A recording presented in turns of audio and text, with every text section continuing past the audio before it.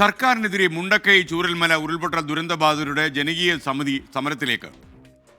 ദുരന്തമുണ്ടായി 7 മാസമായിട്ടും ഗുണഭോക്താക്കളുടെ പൂർണ്ണ ലിസ്റ്റ് പുറത്തുവിടാൻ വൈകുന്നുവെന്നാണ് ഇവരുടെ പരാതി. ജനകീയ സമിതിയും പഞ്ചായത്തും ചേർന്ന് സർക്കാരിന് ലിസ്റ്റ് സമർപ്പിച്ചതാണ് എന്ന് ചെയർമാൻ മനോജ് JMJ 24 പറഞ്ഞു.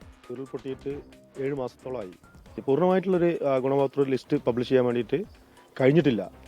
അപ്പോൾ അതിൻ്റെ അടിസ്ഥാനത്തിൽ കുറേ ആളുകൾക്ക് ആശങ്കയുണ്ട്. ആർക്കൊക്കെ വീട് കിട്ടും, എനിക്ക് വീട് കിട്ടുമോ എന്നുള്ള ആശങ്ക മുഴുവൻ ആളുകൾക്കും ഉണ്ട്. ഒരു ഏകദിന ഉപവാസമാണ് ഉദ്ദേശിക്കുന്നത് കളക്ടറേറ്റിൽ.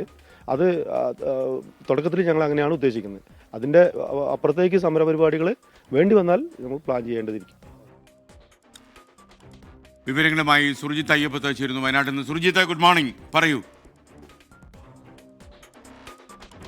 നിറഞ്ഞു നിൽക്കാന്ന് തോന്നുന്നു, അത് മുഖത്തുണ്ട്. സുർജിത്തെ, കേൾക്കാമോ? ഈ അവാർഡൊക്കെ വാങ്ങിച്ച് മനസ്സ് നിറഞ്ഞു നിൽക്കുന്നതിന്റെ സന്തോഷമൊക്കെ മുഖത്തുണ്ട്. തീർച്ചയായും SKN, ഗുരുവായൂരിലായിരുന്നു പരിപാടി. ഇന്നലെയായിരുന്നു പരിപാടി. MP രാജേഷിനാണ് പുരസ്കാരം ഏറ്റുവാങ്ങിയത്. തദ്ദേശ സ്ഥാപനങ്ങളിലെ വിവിധ ജനപ്രതിനിധികൾ ഉൾപ്പെടെയുള്ളവർ, ഉദ്യോഗസ്ഥർ ഉൾപ്പെടെയുള്ളവർ പങ്കെടുത്ത വലിയൊരു പരിപാടിയായിരുന്നു. അതിനൊരു സന്തോഷമുണ്ട് SKN. ഓക്കെ, ഇനി വാർത്തയിലേക്ക്.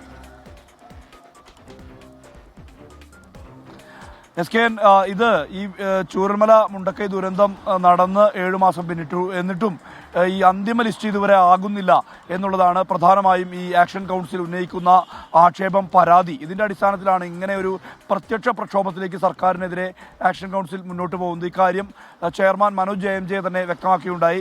ഈ ലിസ്റ്റ് എന്ന് പറയുന്നത് ഗുണഭോക്താക്കളുടെ പ്രാഥമിക ലിസ്റ്റാണ്. ആദ്യത്തെ ഒരു പട്ടിക മാത്രമാണ് പുറത്തുവിട്ടത്.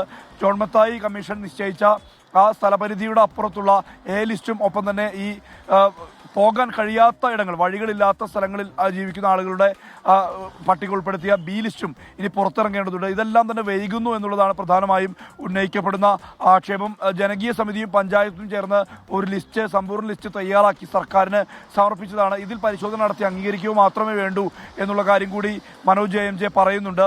എന്നാൽ ഈ നടപടി വൈകുകയാണ് എന്നുള്ള തരത്തിലുള്ള ആക്ഷേപമാണ് ഇവർ ഉന്നയിക്കുന്നത്.